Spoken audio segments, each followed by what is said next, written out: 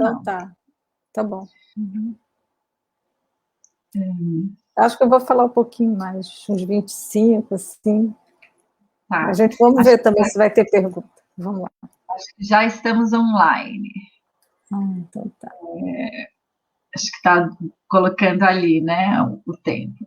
Bem, bom dia a todos, a todas, a todos que estão nos assistindo. Bem-vindos a essa nossa atividade. Eu sou a Lúcia, vou fazer a mediação dessa nossa conversa com a professora Luciana Gageiro. Essa nossa conversa tem como tema o sofrimento sociopolítico e a escuta do sujeito da educação. É uma atividade pensada por alguns professores, né? Professora Ana Giordani, professor Daniel Rosa, professor Diego Pereira, que está aqui com a gente, mas está nos bastidores, né? Por mim, integra uma série que a gente está criando que se chama Políticas Educacionais e Docência. Tivemos 3 encontros no semestre passado e nesse semestre já atordoados com essa pandemia, atordoados com essa necropolítica, chamamos Luciana Gageiro e Maria Angélica Pizeta para estarem conosco, para tratar um pouco desse tema que nos tem afligido tanto, né? Vivemos um momento muito tenso, né? Essa semana é uma semana muito difícil, os últimos 10 dias têm sido muito difíceis, né? Pasmos aí com a velocidade, com a capilaridade que essa necropolítica do ódio, de morte, negacionista nos atinge, né? Alcançamos um número de mortes, como se mortes pudessem ser números, né? Assustadores, e o horizonte ainda é de muita tempestade, né? Então, daí a urgência da gente falar um pouco desse tema de sofrimento sociopolítico. Esse conceito, esse termo foi cunhado pela Luciana e pela Angélica, que estará conosco em abril, e daqui a pouco a Luciana fala, né, dele. Então, bem-vindos novamente. Vamos lembrar que esperançar é um verbo, né? Se a gente pudesse parafrasear Drummond, a gente diria que é um verbo intransitivo, né? Assim como luto, né, também é verbo. Mas queremos reconhecer que nesse movimento de esperançar, nós criamos os laços, nós nos acolhemos, nós nos nutrimos, mas também sentimos dores, né? E temos perdas aí que atingem o nosso corpo, que atingem a nossa alma, e que precisamos reconhecer essas dores, sobretudo dos sujeitos da educação, né? Estamos falando com licenciandos, estamos falando com professores, estamos falando com pessoas que lidam diretamente com as questões da educação, né? Então, apresento agora Luciana Gageiro. A Luciana, ela é psicóloga, ela se formou na PUC, fez mestrado também na PUC, doutorado, pós-doutorado em Paris 7, pós-doutorado na UFRJ, doutorada, que teve uma bolsa sanduíche em Paris 7. Ela é professora da Faculdade de Educação desde 2019, integra o programa de pós-graduação, é líder do Diretório de Pesquisa, Psicanálise, Educação e Laço Social, o LAPSE, que pensou conosco essa atividade, né? Ela é membro ainda do Diretório de Pesquisa, Subjetividade, Educação e Cultura, o NUPSE da UF. Atua em diversos lugares, né? Ela é professora colaboradora do curso de especialização em Psicanálise e Psiquiatria da Infância e Juventude da UFRJ, é membro do GT Psicanálise e Educação, da Associação Nacional de Pesquisa e Pós-Graduação em Psicologia, é pesquisadora também associada do Núcleo Interdisciplinar de Pesquisa e Intercâmbio para Infância e Adolescência Contemporâneas da UFRJ, participa da Associação Nacional Rede de Pesquisadores e Pesquisadoras da Juventude Brasileira. O Nicola é grande, gente. é membro da Rede Universitária Internacional de Estudos e Investigações Psicanalíticas Interdisciplinares Infância e Instituições, é psicanalista, membro do Círculo Psicanalítico do Rio de Janeiro, entre outras atuações. Não estou aqui listando todas. Sua área de pesquisa e atuação ocorre na interface da psicanálise com a educação e em diálogo com outras áreas das ciências humanas e sociais, e concentra-se nas questões relativas à adolescência, do ponto de vista clínico, social, institucional e político, dedicando-se à adolescência, à educação, à psicanálise e ao laço social. Luciana também atua, né, está conosco no Colune, no Colégio Universitário da UF, que tem aberto espaço para a escuta dos alunos sobre esse sofrimento, sobre esse momento que a gente vive. Aliás, começou antes da pandemia até essa escuta, né? Então, bem-vindo de novo, todos bem-vindos, bem-vindas. E, Luciana, eu passo a palavra, então, para você começar essa nossa conversa. A ideia é que seja uma conversa, portanto, interação com todo mundo que está aí no Facebook. A gente vai abrir para as perguntas, né? A Luciana vai falar um tempo e depois a gente abre para as perguntas. Então, Luciana, fique à vontade para começar aí a nossa conversa com o tema sofrimento sociopolítico e escuta do sujeito da educação. Bem, bom dia a todos e todas. Obrigada, Lúcia. Né? Queria, em primeiro lugar, agradecer ao convite, né, feito pela Lúcia e pelo grupo Artesanias Geográficas e Educacionais, né, e dizer assim que eu fico muito contente, né, de estar podendo dialogar com vocês, né, desse interesse, né, que tem, né, esse grupo que vem de outra área da geografia, né, tanto dos professores como dos alunos desse tema, né, porque acho que tratar desse tema, dessa questão, não dá para ser feito numa disciplina só, né, é uma questão que é interdisciplinar, então, assim, tanto para ser pensada quanto para ser tratada, a gente precisa realmente, assim, né, de uma rede, precisa pensar essa questão e intervir sobre isso em rede, né, e entre várias disciplinas, né, quanto mais plural, eu acho que a gente vai ter uma intervenção mais interessante sobre essa questão. Então, eu vou apresentar aqui, né, um pouco do projeto de extensão meu e da Angélica, né, Pizeta, professora também da Faculdade de Educação.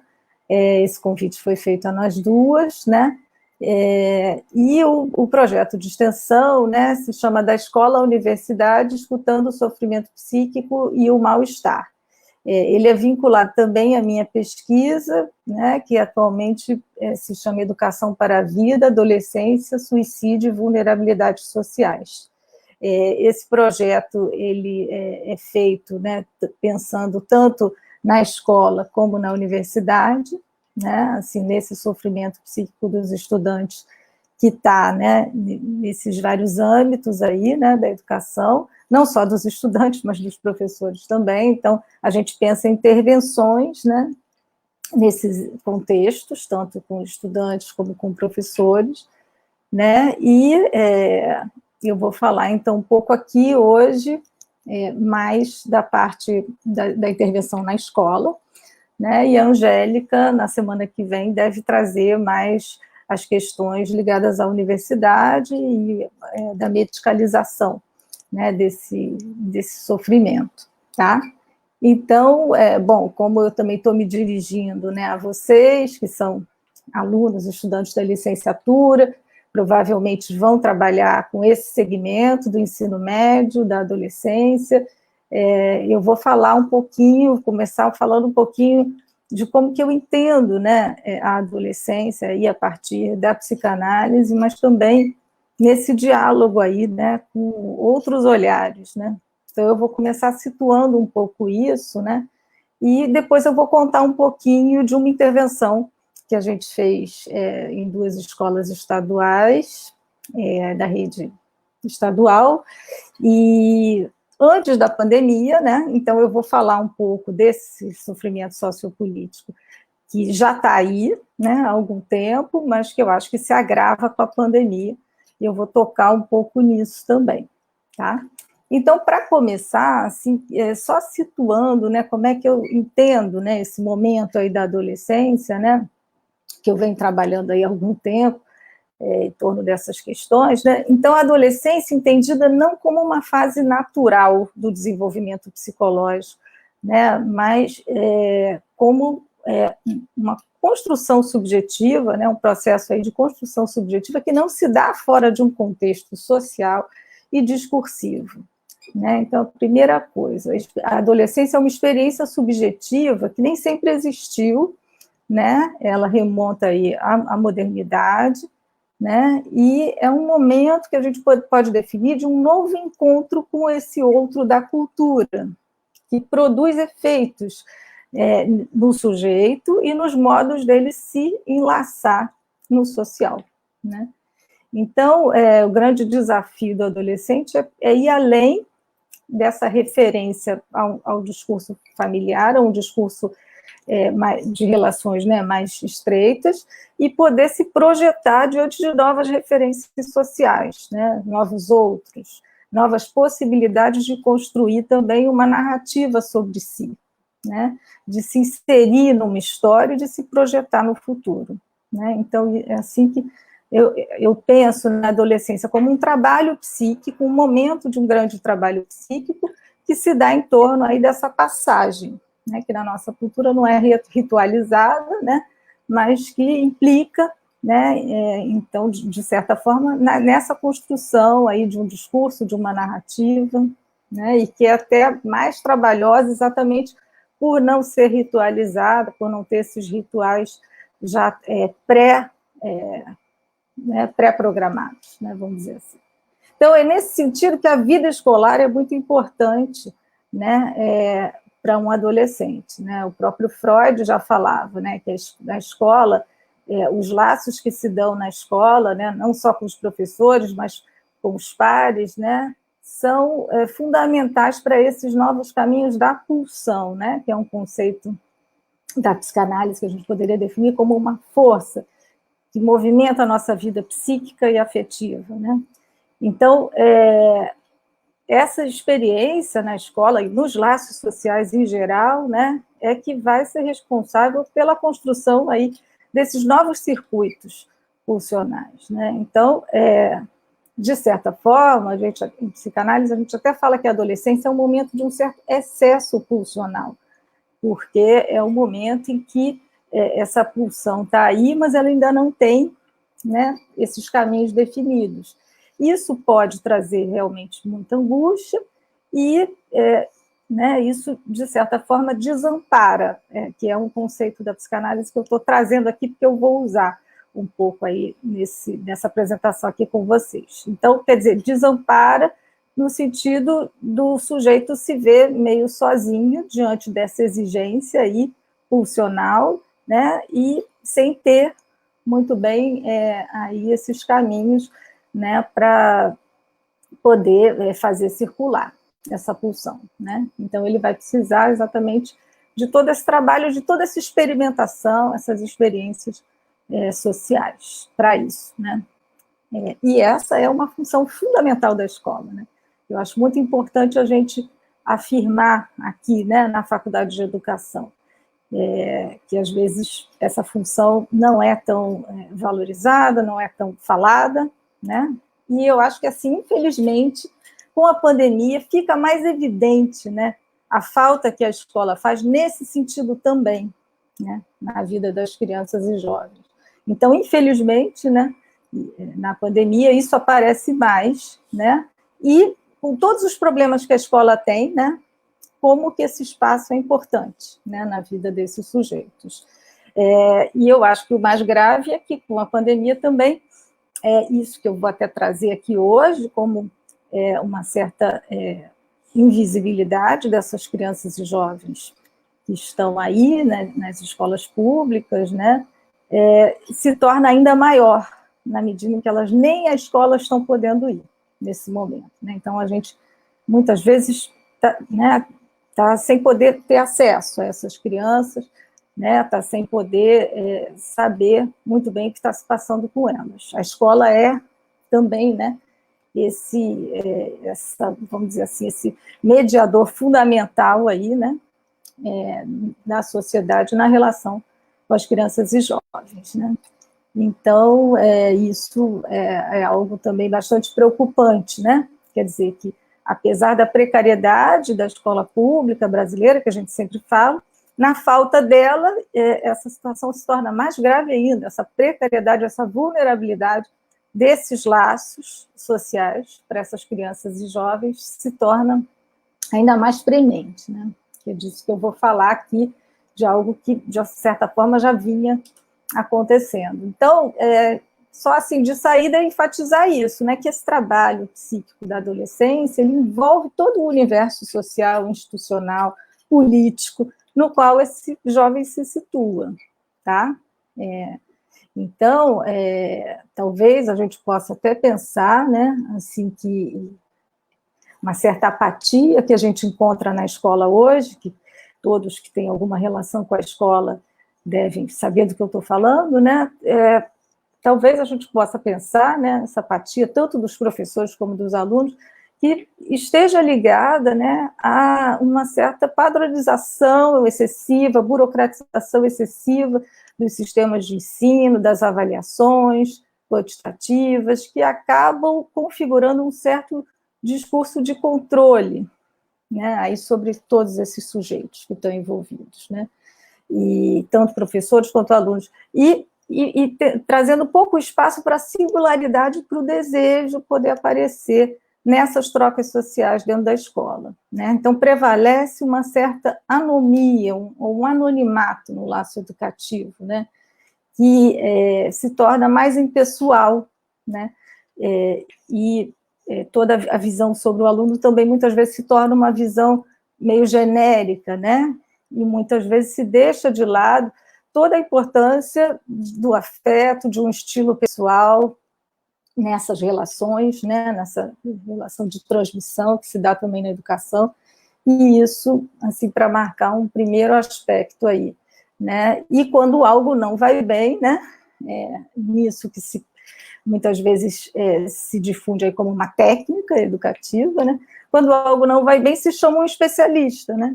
Então, se chama um psicólogo, encaminha para o psiquiatra, né, a psicopedagogo, mais uma vez, esse problema fica aí fragmentado, né, e, enfim, mas acho que esse é um problema de todos que estão no campo da educação, né, não é um problema só para ser tratado no âmbito dos especialistas. Então, disso um pouco que eu vou querer falar aqui, né. Esse problema, né, de certa forma, desse desinvestimento que eu acho que acontece, né, nas instituições educativas, muitas vezes por conta dessa burocratização e desse funcionamento, né, das exigências do sistema, do produtivismo e tudo mais, ele se agrava ainda mais, né, num contexto hoje no Brasil de um desinvestimento generalizado no campo da educação, né? Então, isso já vem acontecendo há algum tempo, com o avanço do neoliberalismo, né? Um recuo do Estado, né? E, de certa forma, o que a gente pode pensar é que isso agrava essa condição, esse sentimento de desamparo, né? Que é estrutural do ser humano, de todos nós, né? De precisar do outro, de precisar estar no laço, né? Para poder construir o seu próprio modo de existir, né? Mas que, enfim, diante desse desamparo que é também social, né? Isso se agrava, né? Isso traz um mal-estar a mais, né? Se a gente pensar que o mal-estar na cultura, na civilização é inevitável, a condição em que a gente está vivendo hoje traz um mal-estar a mais, né? E uma grande parcela da população fica mais vulnerável. socialmente. Então, essa situação de desamparo social, né, de certa forma, é o primeiro ponto que eu queria trazer aqui, né, nessa dimensão aí sociopolítica do sofrimento, no sentido de enfraquecer a possibilidade desses sujeitos poderem ter uma voz, né, e uma possibilidade de serem vistos, investidos e acolhidos, né, nas suas singularidades, tá? Então, há muitas vezes uma impossibilidade de reconhecimento, né, dessas crianças e jovens como sujeitos, e que acabam sendo identificados a lugares predeterminados no discurso. Então, alunos com transtornos de aprendizagem, diagnósticos médicos, categorias jurídicas, né? E isso abala, né, a possibilidade desse sujeito poder se apresentar de outra forma, né, e poder construir sentidos aí de pertinência e de participação social, que não seja por meio dessas nomeações que já vêm, né, de fora e vêm, de certa forma, ficam coladas, né, a uma identidade aí, e que dificulta outras formas de interação.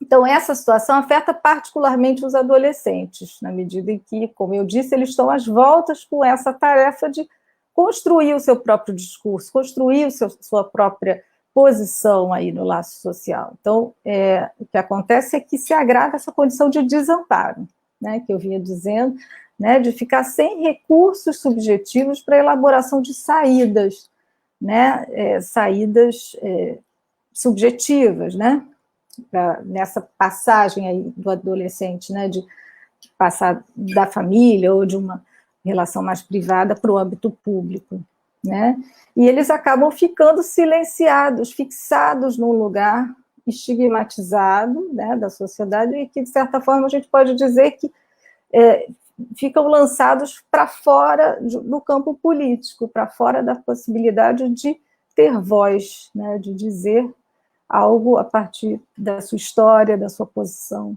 né? Então, nesse sentido, a gente acredita que é a escuta desses jovens, né, que nos permite trazer aportes para essa discussão, né, sobre que sofrimento é esse que está tão evidente, tão constante, né, nas instituições educativas, né, inclusive, assim, com altos índices de suicídio crescentes, né, no Brasil. O suicídio é a segunda causa de morte entre os jovens hoje, né? Então, isso é um índice para a gente, né, de como esse sofrimento está impactando na adolescência, né? E pensar, então, né, que essa escuta desses sujeitos, né, envolve não só os profissionais psis, né, mas envolve toda a comunidade das instituições educativas que estão em contato, né, com esses jovens e que são fundamentais na vida deles. Eu acho que é essa mensagem que eu também queria trazer para vocês hoje. No caso do projeto de extensão, especificamente, a gente construiu um dispositivo, né? A gente constrói um dispositivo de conversa, né, no coletivo, em grupos, né? Mas a gente não acredita que isso precise ser feito exclusivamente por nós, né, do campo psi, né? Então, falar dessa dimensão sociopolítica desse sofrimento juvenil, né, falar desse sofrimento que diz respeito a esse lugar que eles ocupam no laço social, que acaba expondo, muitas vezes, a violências naturalizadas, que acaba promovendo um certo silenciamento, uma impossibilidade de se dizer, de se falar, né, que não seja através de lugares pré-determinados, né, e que leva também a uma certa solidão, a um certo desamparo e solidão, né, no sentido de impossibilidade de poder fazer laço. Então, por isso, pensamos nessas estratégias coletivas de enfrentamento a essa situação, né, para justamente resgatar essa posição aí de fala e de desejo desses jovens, né, E, que, ao mesmo tempo, é também um resgate de uma posição, de uma resistência, né, a esses processos aí de sujeição e de adoecimento, né. Então, a ideia é que, no coletivo, esse sujeito possa encontrar um espaço de escuta e identificações, que promove um acolhimento para esse desamparo, e produz aí uma possibilidade de transformação nos laços sociais, né. No Brasil, a gente também entende que esse contexto todo, né, de precariedade da escola pública, também traz um grande mal-estar para os professores, né, mesmo diante das possibilidades de sustentação desse lugar, né, deles, social. Então, a gente se pergunta, né, o que acontece nas escolas quando, frente ao desamparo dos adolescentes, eles encontram eco no desamparo dos professores também, né? Como pensar, né, a configuração dos laços sociais na escola hoje, né? Então, foi com essas questões que a gente pensou essas intervenções na escola, que a gente fez em 2019, ano passado a gente teve que interromper, por conta da pandemia, do isolamento, né, mas continuamos a manter contato e alguns grupos com professores têm continuado a acontecer. Então, eu vou contar um pouquinho para vocês uma oficina, né, que a gente realizou com jovens, como eu falei, em escolas no Rio, em Niterói, né, e que foi baseada numa dinâmica proposta pela Flaxo Brasil, que se chama Compartilhando Segredos, né? E a ideia era justamente, a partir da exposição, cada um colocaria um segredo ali anonimamente, né? E a conversa em torno desses segredos poderia promover, né, a construção mesmo de laços, de possibilidade de compartilhar experiências ali naquele momento, né? E foi muito interessante, assim, eu vou trazer dois aspectos aí dessa experiência. Um que foi como ela aconteceu, como que a gente foi recebido na escola, que eu acho que isso também fala muito, né, do contexto, e outra, o que apareceu, né, nesses segredos, né. Então, em primeiro lugar, assim, como aconteceu, né, interessante, assim, a gente perceber, né, que a maneira como a escola nos recebeu e a maneira como os laços que já existiam de determinadas pessoas na escola, professores, coordenadores, e que apresentaram a proposta para os alunos, foi fundamental para que essa proposta pudesse ser acolhida e acatada, né, pelos alunos. Então, em primeiro lugar, uma coisa que aparece também nos segredos depois, mas a gente fica muito evidente, né, como que o investimento que a escola faz neles, ou que alguns, né, profissionais fazem neles, a gente sabe que muitos, né, na verdade, muitos professores intuitivamente têm aí um trabalho maravilhoso com esses jovens. Mas esse investimento, ele vai ficar muito evidente, né, a importância dele na própria relação que esse jovem constrói com a escola e com o que a escola oferece a ele, né? Então, em primeiro lugar, isso, né?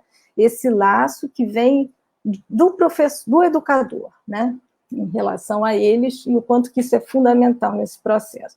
Claro que esse educador também dentro de um contexto, né, de também estar relativamente acolhido pela escola, por uma política também educacional. E, em outra medida, né, a importância dos laços entre eles, para que eles pudessem se engajar nessa proposta nossa. Então, foi interessante que em algumas turmas, inicialmente prevaleceu uma desconfiança, ou uma brincadeira, uma zoação e tal, mas à medida em que os segredos eram revelados, né, e um começava a ouvir o outro, esses laços que se construíam entre eles começavam a poder sustentar a possibilidade de um trabalho acontecer. Então, eles próprios reivindicavam aí a participação dos outros, o engajamento, e eles próprios construíram aí uma maneira de aproveitar a atividade. Então, isso faz a gente pensar, né, na dinâmica mesmo do dia a dia da escola, né, o quanto que esses laços horizontais, que a gente entende como laços fraternos, né, são fundamentais também, principalmente na adolescência, né, porque a gente tem toda uma maneira de pensar aí, né, esses laços fraternos na adolescência, inclusive no sentido de poder relativizar esses discursos absolutos que vêm sobre eles, né, essas verdades absolutas, né, seja familiares ou culturais, né, sociais. Então, nesses laços fraternais horizontais que muitas vezes eles vão conseguindo construir aí, né, uma outra posição, um outro modo de dizer de si, né? Então, isso é uma coisa assim que fica muito evidente nesse nosso trabalho e que a gente acha que é fundamental para o professor que trabalha com jovens, né?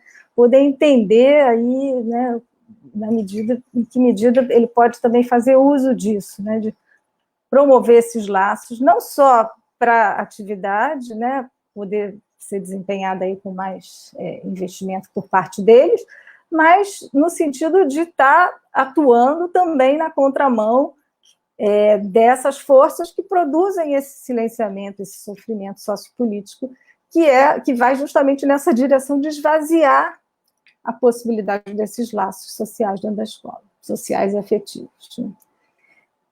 Bom, então isso foi como aconteceu. Agora, um pouquinho assim do que surgiu nos segredos, né, que a gente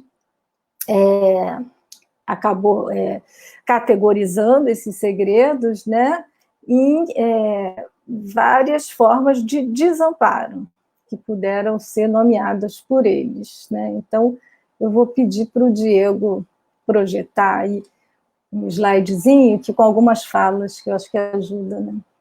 Então, eles trouxeram, a gente dividiu em alguns grupos, né? Em primeiro lugar, um desamparo em relação às condições materiais da escola. Depois, um desamparo por não se sentir acolhido pela escola e pelos seus representantes. Depois, um desamparo na relação com seus próprios pares. E um último que foi expressões do desamparo como desalento, que seria, né, um grau a mais nesse desamparo, uma falta de esperança nas relações com os outros, né? Então, vou pedir para ele passar ali, só para a gente ver algumas falas deles, né? Você pode passar, Diego, para o próximo, para o sexto? Eu não consigo passar aqui. Bom, não sei se ele vai conseguir, mas, de qualquer maneira, a gente entendeu que essas falas aí, né, sobre as condições materiais da escola, também traduzem, né, de certa forma, um sofrimento pela falta de investimento neles, né, um sentimento de desinvestimento, não só da escola, mas do poder público, né? Então, eu quero uma escola que faça uma mudança no atendimento ao aluno. Por que é desorganizada? Né? Reduzir o tempo das aulas, melhorar o lanche, muitas falas falando sobre fome, sobre falta de comida na escola, né? Quer dizer, isso tem uma dimensão que é física, né? Mas tem uma dimensão psíquica também nessa fala, né? Pode passar. Depois, um desamparo por não se sentir acolhido, né? Que eles falam, algo que me incomoda na estrutura da escola, que limita a possibilidade das coisas poderem ser feitas. A escola é um lugar que reúne muitas ideias e sentimentos, mas deveria ser um lugar de acolhimento. Tenho medo de ser maltratada pelos professores, já fui humilhada, né? Então, há uma fala assim de que não se sentem muito pertencendo, muito acolhidos na escola. Pode passar.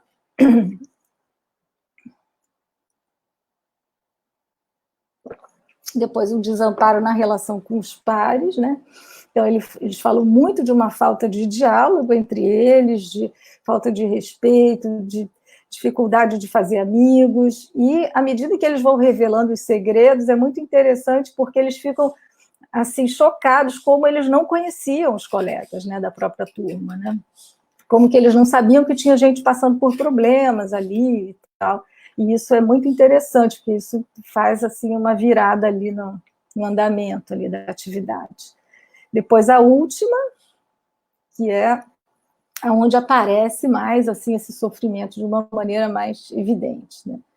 Então, uma fala muito interessante é de uma aluna que diz que existem dois tipos de dores, a dor que machuca e a dor que muda, né? Muito interessante, né? A ideia de que, né, é necessário entrar em contato com essa dor, mas para fazer alguma coisa, para transformar isso, né? E não para ficar parado nela, né? Depois, uma diz que está rodeada de pessoas, mas que se sente ainda sozinha, né? E um sentimento de vazio. Então, isso aparece muito também. Muita falta de esperança, desistência da vida, enfim, isso aparece demais, assim. Então, bom, só umas palavras finais, eu acho que já terminei essa parte, pode tirar. O que a gente pensa, né, sobre isso, né? Que a gente se pergunta, né? Será que, diante dos discursos neoliberais e tecnicistas que marcam esse estado atual do laço social, também não comparecem, né, no campo da educação? Como fica a possibilidade de construção e manutenção de laços autoritários e solidários, né? Não só dentro da escola, como, né, no nosso cotidiano? Qual o estatuto desses laços ou desses desenlaces que parecem vigorar, né, em muitos momentos, durante a realização dessa atividade, né? Será que a gente não testemunha esse desalento desses jovens, né, na impossibilidade de laços autoritários, de solidariedade, quando prevalece esse lado da pulsão que é excessivo, né? Que é excessivo porque não tem com quem, né, contar, não tem de que forma simbolizar, poder encontrar saídas, e aí prevalecem muitas vezes atos agressivos, autoagressivos, né, no caso das autolesões, e desafiadores, né? Será que não tem a ver com tudo isso, né, com essa impossibilidade de compartilhar esse mal-estar? Então, quando o desamparo estrutural da adolescência se sobrepõe ao desamparo social, que é reproduzido pela escola, e os laços sociais não permitem novos enlaçamentos no discurso que o trabalho da adolescência exige, a experiência escolar para muitos jovens parece reforçar esse desamparo social e discursivo no qual eles já se situam. Como pensar em outras possibilidades interventivas dentro da escola que colaborem para mudanças nesses impasses, que são, a um só tempo, educativos, clínicos, políticos, e que assolam as nossas adolescências brasileiras, né? Enfim, então, na contramão disso, acho que a realização dessas oficinas nos faz reafirmar que a escola é implicada na produção de uma filiação simbólica para os jovens, né? E que é fundamental na adolescência. Então, é importante reafirmar o lugar da escola nesse momento aí da vida, né? É importante considerar o limite da família no processo da transmissão simbólica, no momento em que a própria educação escolar está sendo colocada em xeque, né? Está sendo questionada, né? Tem a ideia da educação domiciliar. Então, só a família não consegue, né, participar desse processo de transmissão simbólica, e principalmente na adolescência, né, que é o que vai balizar a construção de um sujeito nas nossas sociedades democráticas, né? Então, nos cabe pensar na nossa implicação enquanto sociedade, né, na construção de uma escolarização implicada com a reinvenção dessas alianças fraternas, bem diferente da lógica da produção e da burocratização que imperam, né, hoje. Então, como diz o Vladimir Safatli, né, no último escrito dele, Para Além da Necropolítica, essa é a lógica que sustenta a destrutividade, né, que nega o desamparo e todas as formas de solidariedade em favor da eleição de um chefe tirânico, né? Então, como diz ele, né, essa desafecção do corpo social, né, não se dá sem a inclusão desses sentidos de solidariedade, né, e da identificação a figuras onipotentes, né? Então, faz parte da lógica do poder, né, enfraquecer os laços solidários, enfraquecer a afetação, né? As mortes passam a ser números, né? Passam a ser banalizadas, né? Então, isso faz parte, né, desse sofrimento sociopolítico que eu quis trazer aqui, né? Então, nosso trabalho tem que ir na contramão dessa indiferença e dessa desafecção. E a gente acredita na aposta da construção desses espaços coletivos e de trocas dentro da escola, né? Como mecanismos de resistência mesmo, né? A isso. E que se contraponham a essa situação de desinvestimento e invisibilidade, né? Na qual muitos jovens se encontram, abrindo um espaço para que eles possam ser vistos e ouvidos num contexto de pares, semelhantes e diferentes, com quem eles possam partilhar experiências de construção de si e de um discurso, né? O que aponta justamente para a possibilidade de elaborar esse sofrimento na dimensão sociopolítica. Então, é isso que eu quis trazer aqui, né? Que o tratamento a isso, né, a esse sofrimento, ele precisa se dar nesse âmbito, né, coletivo, né, social e político. É isso. Obrigada.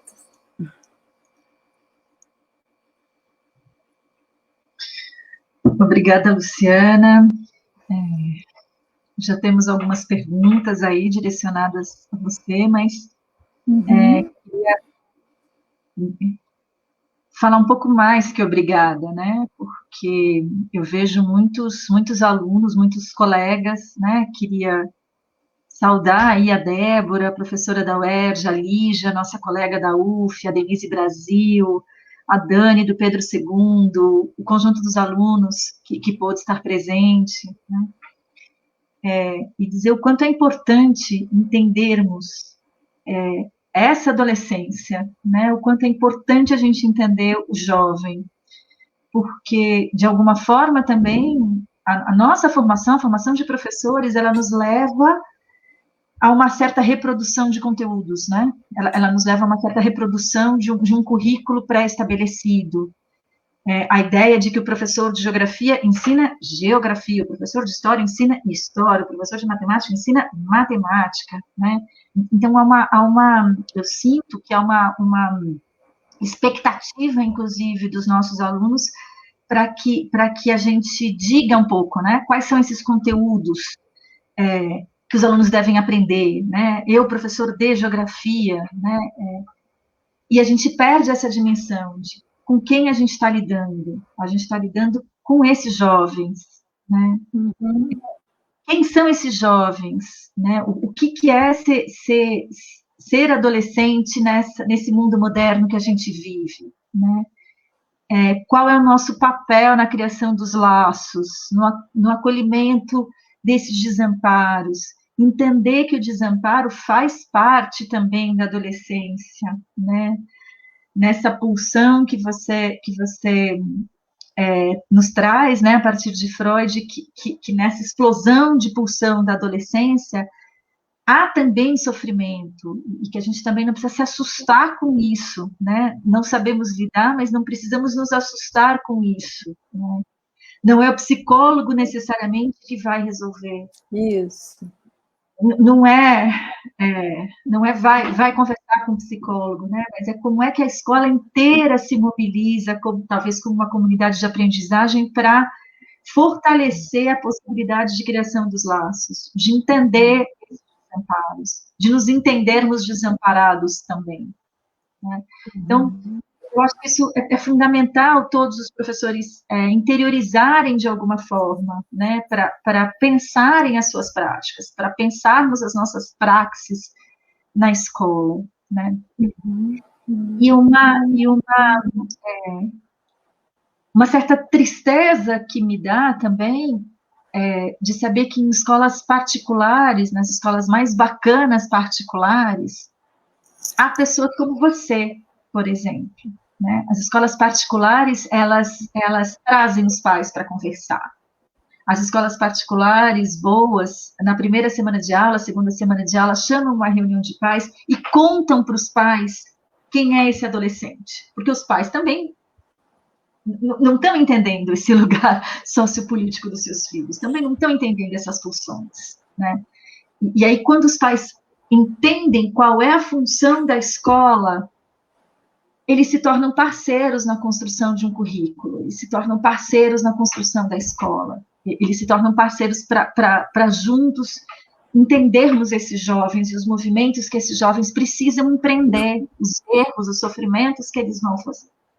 Então, nas escolas particulares, eu sei porque eu trabalhei em algumas delas, quando eu estava na graduação, fazem esse trabalho, né? E nas escolas públicas, o quanto isso fica precarizado, porque às vezes é uma pessoa só, é um psicólogo só para a escola inteira, que apaga fogo, né? Que fica correndo atrás desses casos que vão despontando, né, pipocando em todos os lugares, né, e não consegue necessariamente criar a possibilidade de construir isso com os professores, na sala dos professores, de construir projetos políticos pedagógicos que viabilizem a criação de laços. Uhum. Então, eu acho que eu não sei, gostaria de ouvir aí quem está presente também, mas se sentem também um pouco mais cientes, talvez, não sei se seria uma boa palavra, mas cientes do nosso lugar, do lugar da educação, do lugar do professor na escola ou em todos os processos educativos, né? Para além dos conteúdos. Mas isso que o Luciano fez, a gente vai precisar, eu vou precisar ouvir de novo, né? Ainda bem que vai ficar gravado, vai ficar no YouTube do Artesanias, né? Para entendermos quem é que encontraremos, né? Que jovens são esses que encontraremos, né? Para além disso, eu acho que pensarmos como a partir do lugar em que estamos, professor de história, professor de geografia, professor da educação infantil, professor do Fundamental 1, a partir desse lugar, como criamos estratégias para o fortalecimento dos laços e para entender o desamparo. Não só para nós entendermos, mas para eles entenderem o desamparo, e que esse desamparo é sociopolítico, ele não é tão pessoal assim, né? Ele também tem outras dimensões, tem outras escalas, e são escalas que a gente consegue atuar. Né? Então, como que por meio dos currículos a gente consegue fazer isso? Que atividades que eu, professora de geografia, por exemplo, posso criar para observar essa criação dos laços, para incentivar essa criação dos laços, para possibilitar que alguns alunos, que uma vez eu contei em aula, saiam de alguns lugares, né? Que esse desamparo ele pode virar um buraco, né? Que entra, e aí não consegue sair mais desse buraco, né? Então, de que forma que a gente tira eles desse desamparo? A agressão também é um desamparo, né? O agressor também, de alguma forma, está desamparado, né? E é muito difícil lidarmos com ele, muito difícil. A nossa tendência é acolhermos aquele que foi agredido, né? Mas o agressor merece ser tirado desse lugar. Ninguém merece ser agressor. Isso eu ouvi uma vez e me marcou profundamente, né? Temos que tirar o agressor desse lugar. A escola tem essa função. Porque se a gente não tira o agressor desse lugar, olha o que a gente está vivendo, né? Os discursos de ódio, né? Então, o agressor ele tem que aparecer na escola e ele tem que ser cuidado, né? Para poder sair desse lugar. De uma forma política, de uma forma sociopolítica, como vocês estão chamando, né? E a compreensão também desse sujeito, desse adolescente, que não é só empírico, né? Não é só um conhecimento empírico, um conhecimento a partir das experiências que ele está vivendo, né? Mas ele também é um sujeito epistêmico, né? Ele também está produzindo conhecimento. Ele também está nesse mundo de produção do conhecimento, né? Acho que entendermos, reconhecermos, né, o lugar sociopolítico, o lugar epistemológico, o lugar do desamparo, o lugar das pulsões, nos faz criar currículos mais interessantes, mais desafiadores, mais transgressores também, né? Enfim, então, Luciana, estou só apontando algumas coisas que eu fui anotando aqui, e fui pensando profundamente, né? E uau, assim, o quanto eu quero te ouvir sempre, sabe? Eu acho que todas as PPs vão começar com você, com a Angélica, para a gente é esse o nosso ponto de partida, né? Enfim, que lindeza. Vou parar um pouquinho agora e me remeter ao chat, né? As perguntas que estão chegando aí para... Tem várias perguntas aqui no chat. Tem sim. Não sei se você já está conseguindo visualizar. Eu né? estou, mas será que o público está vendo ou a gente tem que ler? Pessoal, licença. Oi, Diego. Eu fui colocando, só para ajudar vocês, fui colocando ali no nosso chat privado as perguntas e os comentários. Sim. Tá. Então, ali no StreamYard a gente muda para o private chat, que aí Diego já fez uma... Na hora que vocês fizerem a pergunta, eu projeto o comentário aqui na tela para todo mundo saber. Tá, beleza. Então, acho que tem uma aqui, né, que é da Débora, que vai falar um pouquinho, né, sobre essa questão curricular. Ela fala a questão da escola cada vez mais regulada por avaliações externas pressiona o professor a focar em treinamento dos alunos. E é possível que cada vez mais possamos perder esse espaço de escuta. Sim. Pede para você Sim. comentar. E ela mesma já, né, vamos tentar fazer alguns blocos, enfim, ela mesma também comenta, né, do quanto já viveu. Débora é uma professora que tem uma experiência bacana com a escola básica e agora é nossa colega na UERJ, né, já muito querida, contando de colegas, né, que param para fazer uma roda, para falar sobre a vida, para falar sobre a família, para falar sobre o cotidiano. Também falou de colegas que já se sentiram tão desamparados ao ver o desamparo de um jovem que pagou terapia para esse jovem, né, então, desse lugar tão precário que nós, professores, ocupamos, porque não temos esse momento. Acho que se tivéssemos esse momento, uma vez a cada 15 dias, uma vez por mês, né, para conversarmos sobre como estamos e como estamos lendo os nossos jovens e o que podemos fazer, esse nosso desamparo diminuiria muito, muito como professores, muito, muito, penso eu. Mas, para você comentar. Sim. Obrigada aí pelos comentários, Lúcia. Muitas questões também, né? Você trouxe. Eu já vou tentar ir comentando aqui a partir dessa questão aqui da Débora, né? Eu acho que sim, de certa forma, todo esse sistema, né, meritocrático, de produtividade, de ranqueamento, né, em que as escolas vão sendo colocadas, e aí eu acho que não só as públicas, as particulares também, né, Lúcia? Os jovens de escolas particulares também estão desamparados muitas vezes, né? É importante falar isso, talvez assim, não é o mesmo desamparo, né? Mas estão também porque, né, se não há lugar para eles, na escola só há lugar para o que eles produzem, né? Fica muito complicado. Eu também acompanho aí algumas experiências nesse sentido, né? Então, eu acho que é isso aí mesmo, né, que a Débora trouxe, né? Isso aí dificulta, sem dúvida, essa escuta. Por isso que eu falei que a gente precisa criar mecanismos de ir na contramão disso, né? De resistir a isso, e eu acho que os professores eles podem encontrar muitas estratégias para fazer isso, né? O que eu quis ressaltar aqui é essa aposta no coletivo, né? A Lúcia falou assim, na geografia, né? Eu acho que vocês têm um prato cheio aí para fazer isso, né? Porque a relação com o espaço geográfico e social, né? Como é que é a relação deles com o espaço? Só por aí já se cria, né, toda uma possibilidade deles próprios falarem deles, né? E, enfim, né, atividades do coletivo, né, promover esses espaços, não necessariamente parar a aula, pode ser também, né, eventualmente. Agora, acho que tem até uma pergunta ali que vai aparecer daqui a pouco aí sobre essa situação do luto, né? Eu acho que agora, depois da pandemia, não dá para ignorar, né, que a gente passou por isso tudo e não falar disso, né?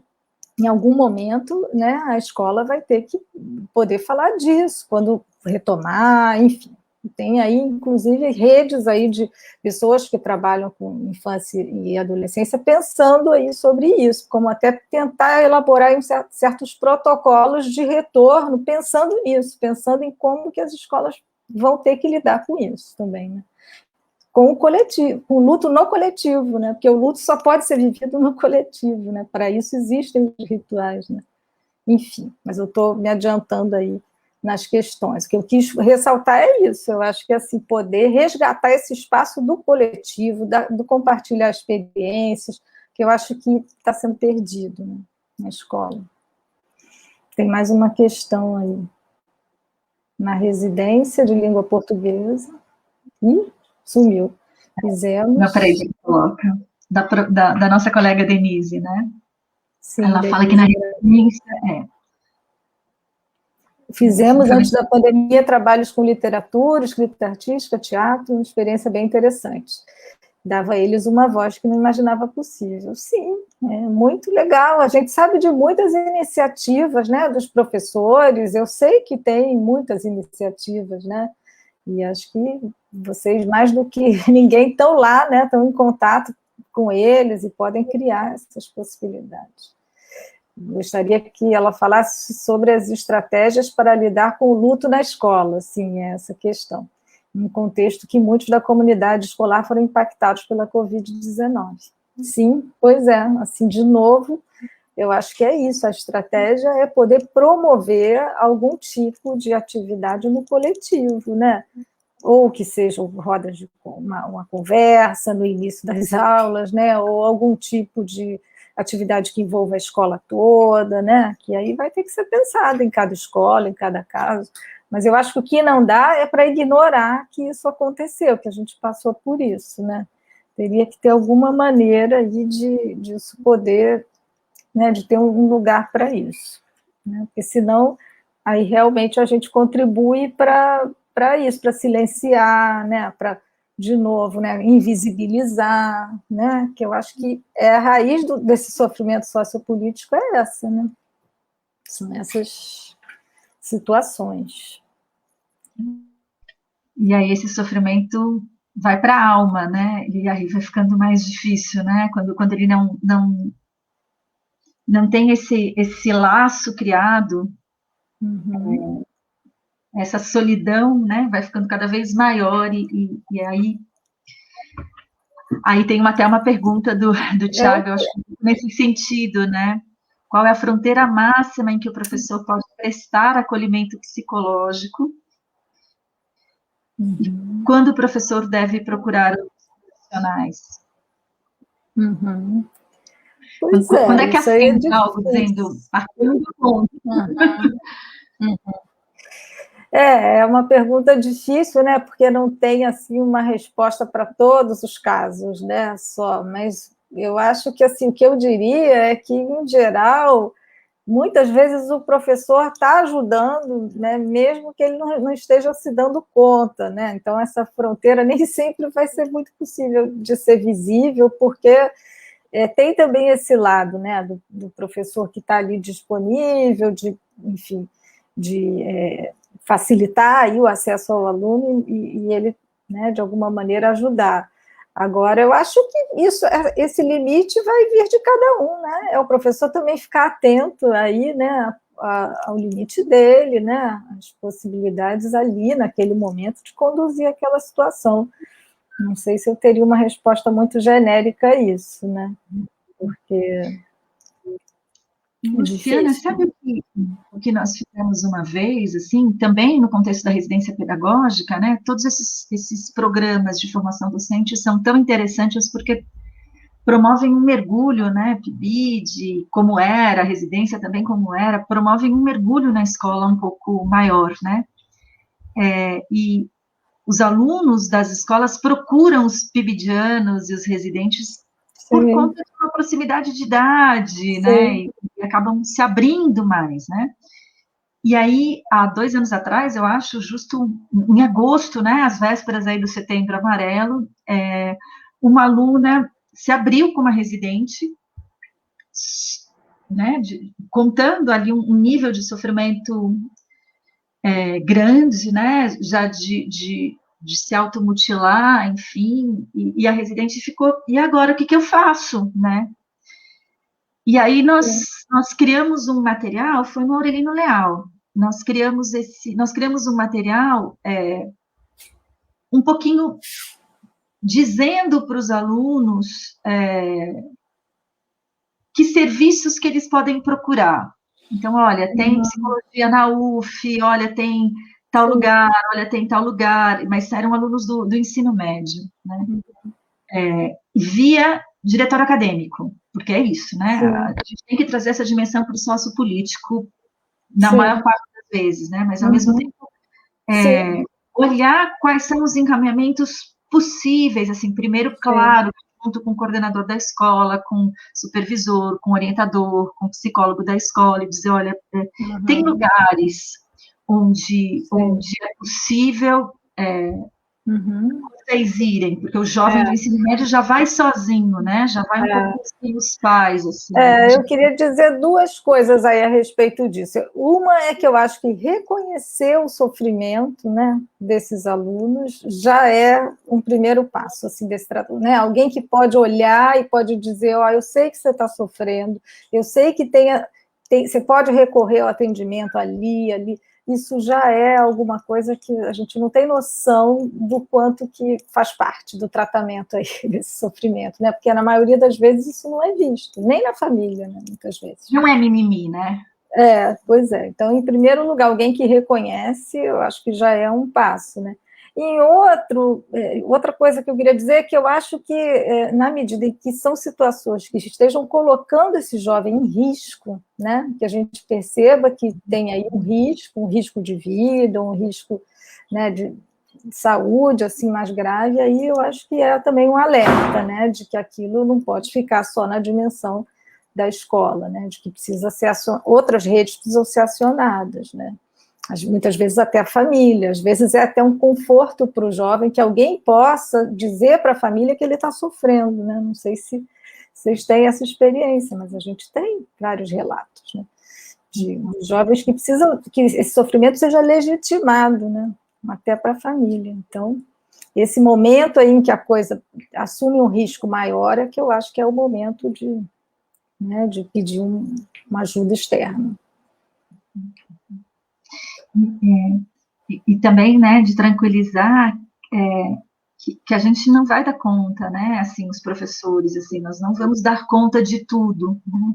Mas acho que o espaço para a escuta e para o fortalecimento dos laços é nosso. Esse é nosso. E acho que a Luciana tem frisado isso, né? É no coletivo que ele se constrói, né? É no contato com os professores da escola, buscando no coletivo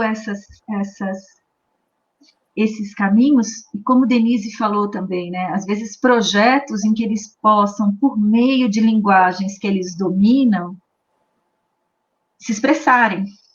Sim. Né? Às vezes a linguagem, às vezes a gente até não gosta, às vezes é o funk, sei lá, não gosta ou gosta, enfim, mas ouvi-los em suas linguagens, né? E não sim, exatamente. Por isso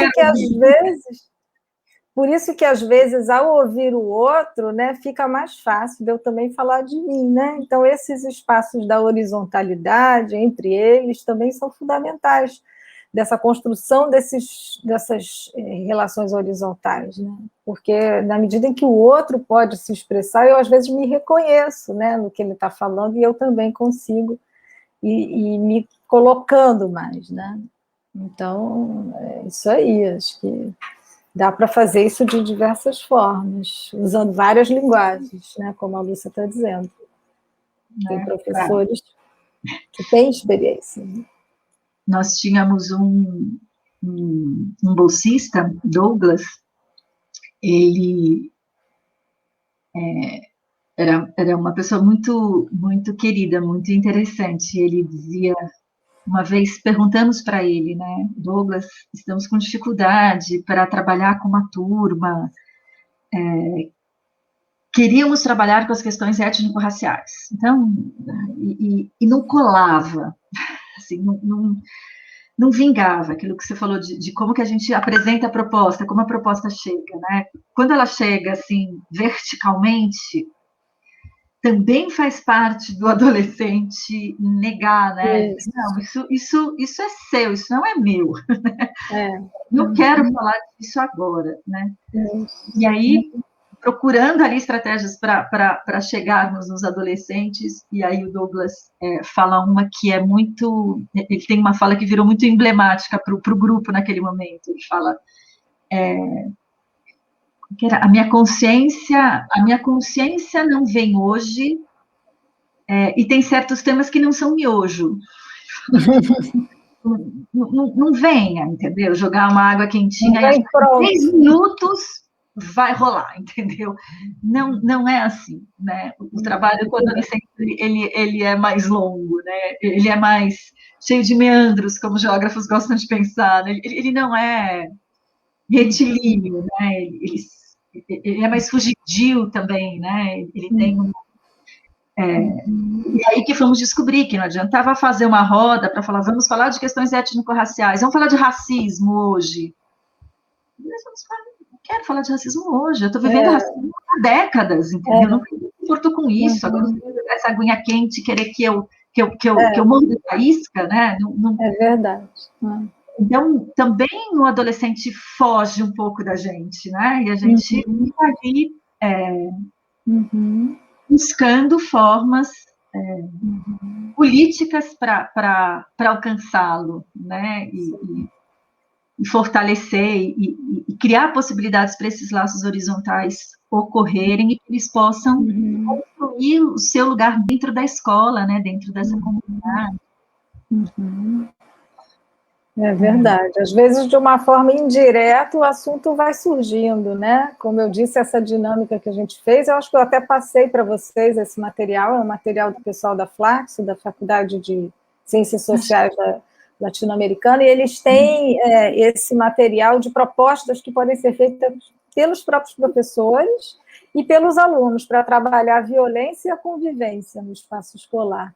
É muito interessante, eu acho que é um material que eu posso depois disponibilizar para vocês.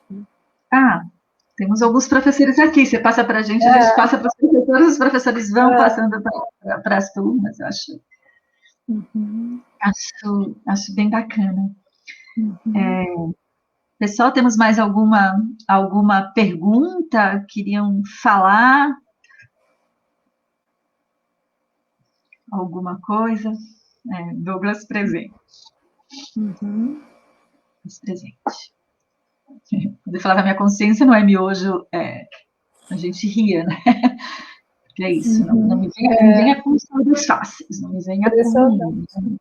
Não é assim, né? A sensação que eu tenho, Luciana, é que assim, temos que ter consciência que trabalhar com esses jovens é trabalhar com eles desde o 6º ano, no caso do Fundamental 2, até o final do ensino médio, né? Então, é um processo longo, né? De observar esses jovens, de acompanhá-los, de às vezes olhar e falar, isso aqui não está bom, vamos ver como é que vira para a semana que vem, como é que é na outra, mas é um processo longo, né? São meses trabalhando com eles, são anos trabalhando com esses jovens e buscando caminhos, né? Então, para a gente também se acalmar, né? De se acalmar, mas no movimento, né? Não se acalmar no silêncio. Né? Sim. Se acalmar no desejo de movimentá-los também, né? E Débora dizendo, né? No ambiente acadêmico também é necessário esse espaço. Débora, eu tive uma aluna que depois até virou minha monitora, que eu fiquei pasma quando ela falou, passei o Fundamental 2 e o ensino médio sendo silenciada. Não fui ouvida na escola. Tem muitos professores que não sabem como é a minha voz na escola. Não precisava falar, podia não falar. Entrei na universidade achando que isso ia mudar, e não mudou. eu continuo sendo silenciada na universidade, e de uma forma ainda mais agressiva, né, mais prepotente por parte de alguns professores, né, mas eu continuo sendo silenciada na universidade. Isso chamou tanta atenção, assim, eu fiquei tão impactada, que era uma atividade, Luciana, que eles tinham que escrever 10 coisas que eles aprenderam na escola. A única coisa que eu falava era essa. Não é conteúdo, não é... Mas do quê? De quando? De que momento da escola? 10 coisas que você aprendeu na escola. E vem muito isso. Aprendi a silenciar. Aprendi a ficar quieta. Aprendi a desviar das violências que a escola perpetra. Sim. Impressionante. Por aí já dá para começar, né, alguma atividade de poder falar eles como alunos, né, e eles como professores, como é que eles acham que é diferente, né, ficar nesse lugar de professor. Eu faço isso também nas minhas aulas na licenciatura, né, poder resgatar um pouco essa experiência de como foi ser aluno, né, para poder pensar também como será ocupar esse outro lugar, né. Acho que isso faz parte da formação, né, para eles, né, também. Não dá para deixar de lado essas experiências, isso nos constitui, né, e nos constitui enquanto professor também, né. Então, as aulas de psicologia da educação, a gente tenta fazer um pouco isso, não ficar só na teoria, né, mas poder trazer um pouco essa experiência. Bem, gente, mais algum comentário? Vocês querem fazer perguntas? Vi que já temos um link aí para a lista de presença, né, para quem quiser acessar. Palavra aí, microfone aberto. Daniel colocou também, né, alguma coisa, né? Lidamos com uma diversidade. Daniel é um professor nosso da geografia que tem também uma relação muito forte com as escolas públicas, né? Da Baixada Fluminense, ele trabalha muito tempo na Baixada Fluminense, né? As escolas voltaram, né? Lidamos com uma diversidade muito grande de questões psíquicas, mas principalmente nas escolas periféricas costuma ser bastante comum esses alunos não terem qualquer tipo de laudo que oriente ou norteie as atividades do fazer pedagógico cotidiano. Ah, boa questão, eu acho. E aí, laudo? Pois é, né? Pois é, não sei se o laudo vai orientar muito, né? Porque, enfim, em geral, o laudo veio para tentar tratar já mais só nessa esfera médica, né? E eu acho que os professores, eles têm um conhecimento muito grande também, né? De como tratar isso na esfera pedagógica, né? E muitas vezes eles não reconhecem, né, esse sofrimento. Então, eu acho, esse sofrimento não, essa experiência, né? Eu acho que na relação com esses alunos é que isso vai poder ir sendo pensado, né? Mais do que um laudo, alguém de fora, né? Um médico. Às vezes a gente tem essa expectativa, né, de que alguém possa dizer, possa dar um pouco essa receita, mas acho complicado. Acho que, inclusive, essa questão dos laudos na educação fundamental, infantil, né, para poder frequentar a sala de recursos, né, ter que ter um laudo, às vezes é uma questão problemática também, porque acaba que a criança, muitas vezes, ela já recebe o laudo para poder ter acesso a algum tipo de atividade lá, que é só para algumas crianças, mas aquele laudo marca, né, subjetivamente a vida dessa criança. Então, são questões aí para a gente pensar. Tem uma outra questão aí? Tive experiência como aluno do Instituto Federal do Rio de Janeiro por mais de 2 anos. No Instituto havia auxílio psicológico gratuito. Nesse tempo em que eu estive lá, vi a diferença que fez, não só na minha vida, mas na dos professores. Cansei de usufruir do contato com a psicóloga após uma prova ruim ou em dias que estava mal. Sinto que toda instituição pública e privada tivesse essa disponibilidade, faria muita diferença para a educação como um todo. Sim, sim, a gente tem pouco, né, esse recurso, né, João?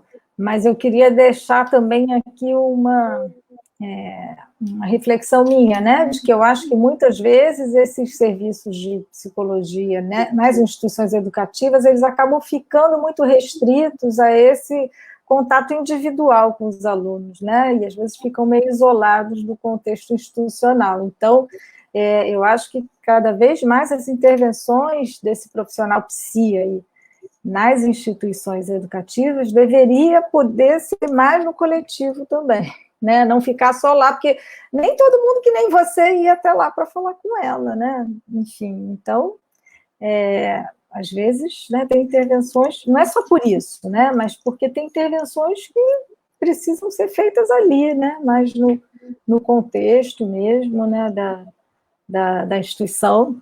Então, eu tenho, assim, essa reflexão de que eu acho que a psicologia precisa ocupar esses espaços de outra forma, né, também. Até porque é isso, senão os problemas viram problemas individuais de cada um, viram problemas médicos, e que vão logo ser vistos só dessa forma. E tem muita coisa que pode ser vista de outra forma também, né, como um problema institucional. A Daniele, né, professora do Pedro II, nossa companheira, nossa boa companheira de trabalho. Dani, saudades de você. Elogiando a tua fala, né? Fala muito potente e absolutamente necessária. Culpa um sistema por todo esse rolo compressor, mas o sistema é feito por pessoas, né? Uhum. Sim, mas eu acho que também a gente, né, tem que também reconhecer que a gente também está dentro disso, a gente também sofre por isso, né? Os professores também, né? Então, a minha fala não vai no sentido assim de que os professores têm que, né, salvar, que ele está na mão só deles, né? Essa mudança, estou dizendo que tem uma participação, mas queria dizer também que eu estou reconhecendo o lado também do sofrimento dos professores, de estarem dentro desse rolo compressor, né? Isso também é complicado. E um peso que recai sobre nós, né? Porque nós somos, entre aspas, o adulto da relação ali, né? Com os jovens. Então, eles esperam muita coisa da gente, né? E eu acho que às vezes a gente pode se humanizar também quando a gente revela alguma fragilidade nesse coletivo, né? Nessa proposta de olhar esse sofrimento de uma forma sociopolítica, né? Sim. Professor, eu não sei isso também, isso Sim. também marca, isso também dói, isso também, eu acho que nos humaniza com eles, né? Sim. É um duplo lugar, né? É um lugar de falar, bom, eu sou adulto aqui, eu tenho que tirá-los de algum lugar, promover algumas coisas, mas ao mesmo tempo também admitir o meu lugar humano, né? Também admitir que há questões que são difíceis, esse luto, né, que a gente vai ter que enfrentar junto com os alunos, né? Das tantas coisas que a gente está vivendo nesse momento, né? Também poder dizer, eu nunca vivi isso também, eu também não sei, né? Juntos podemos encontrar um caminho, né? Sim, isso aproxima, sem dúvida, né? Sem dúvida aproxima. E às vezes ter um cotidiano, né, que seja formativo, ter um cotidiano que seja interessante, né? Ajuda também a sair desse luto, ajuda a gente a reconhecer o luto, mas ao mesmo tempo se permitir viver, porque o luto não é só luto também, né? Há uma vida que continua, né? E se apegar demais a esse luto é uma uma armadilha, é um risco que a gente corre, né? Então, como se permitir viver o luto e ao mesmo tempo viver as alegrias que o mundo está proporcionando, né? Entender que isso Por isso é que eu acho que o luto precisa ser vivido no coletivo, né? Por isso que as sociedades, elas ritualizam, né? Os rituais servem para isso, né? Para, de alguma forma, ajudar a fazer essa passagem aí, né? De uma perda para outros laços possíveis, né? Então, acho que isso é uma dica aí, né? Para nós, né? Agora, nesse momento. Poder contar, né, uns com os outros, né? Porque toda a estratégia é tentar romper com isso. A estratégia é transformar as mortes em números, é não falar disso, né? E aí é complicado, porque fica mais difícil, né, de passar. Laudos são sempre riscos, mas são necessários para essa questão da sala de recursos, como a professora disse, mas às vezes ajudam a dar mais atenção àquilo que achamos que acaba sendo rotulado como leniência, falta de interesse. Ah, sim, entendi, nesse sentido. Sim, pois é, eu acho que o ideal seria que pudesse realmente haver um diálogo maior, né, da escola com a saúde mental, que isso pudesse se dar de uma forma mais fácil, né? Não só através dos laudos, mas talvez, né? Os laudos possam ser esse veículo aí também de conversa. Os laudos e os relatórios escolares, né? Eu sempre, quando eu trabalhava lá na instituição de saúde mental, eu pedia também os relatórios, porque os professores também têm algo a dizer, né? Não são só os médicos, né? Que dizem algo sobre aquele aluno. Então, esse diálogo aí pode ser feito de alguma forma, né? Bem, estamos aí chegando a quase 1h30, né? Acho que a gente escolhe os últimos comentários, as últimas observações de vocês, e também convido a Luciana a falar aí as suas últimas palavras, a nos aquecer um pouco mais nosso coração. Tem aí Cecília dizendo, né? Diante de todos os desafios que emergem no ambiente escolar, um grande aliado para os professores seria a oportunidade de observarmos o sujeito que está por trás do aluno. É necessário que sejamos sensíveis a esse sujeito, ao grupo de sujeitos que estamos lidando em nosso dia a dia, observá-los, identificar suas preferências, e a partir disso estarmos pensando em estratégias de trabalho. Isso pode ser um caminho, uma saída, né? Sim, a Cecília é uma professora de geografia, né, que tem pensado aí nessas saídas, né, com os alunos, tem conseguido construir aí algumas estratégias envolvendo aí os alunos. Eu acho que é isso, né, poder ficar sensível a esse aluno e aí junto com eles, cada professor vai ver também o que é possível, né, eu acho que é isso, tem que levar em conta a singularidade também de cada um, né. Como é que cada um se sente mais à vontade aí nessa relação, né? Não tem um protocolo, né, rígido. Mas dá para construir alguma coisa, sem dúvida. Bem, mais alguém, gente, querendo fazer algum comentário? Daniel aí agradecendo, querendo falar desse lugar, do lugar de ser estudante, ser licenciando, e como é que está encarando esse lugar de fronteira, né? Sou estudante, mas já estou querendo ser professor, né? Não sou professora ainda, mas já estou sendo convidada a me colocar nesse lugar, né? Querendo ocupar esse lugar, né? Fazendo licenciatura por isso. Alguém querendo comentar sobre isso? Não. Tiago, super presença sempre. Um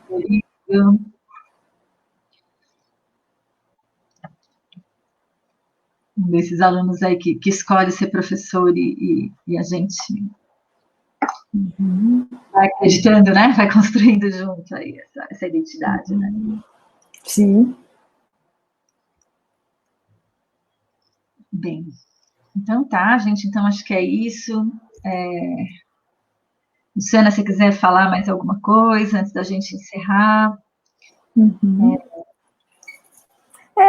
Não, eu queria só falar isso, né, dessa passagem aí, né, de estudante para professor, né, que vocês acho que estão, né, estão vivendo, né, que implica, de certa forma, nessa experiência, né, em algo que vai precisar ser construído, né, e por cada um, com cada trajetória, com a sua história, né, a gente, ouvindo os professores, trabalhando com professores, a gente se surpreende também muito como eles têm um conhecimento ali, né, que eles construíram também a partir da experiência deles, e que passa por aí também, por reconhecer, às vezes, os seus limites, por, né, em alguns momentos, se posicionar também, né, na sua história.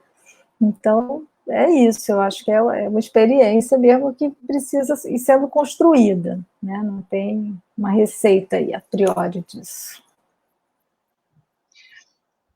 Rita, também agradecendo. Rita é a nossa coordenadora da pós-graduação de Geografia, uma das pessoas que construiu, né, a possibilidade desse diálogo. Bem-vinda, obrigada, Rita.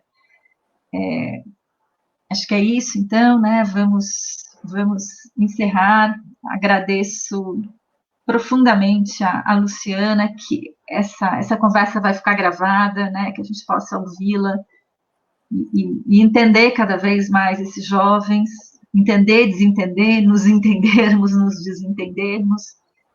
Mas eu acho que Luciana trouxe coisas muito interessantes, né? Entender pulsão, entender amparo, desamparo, né?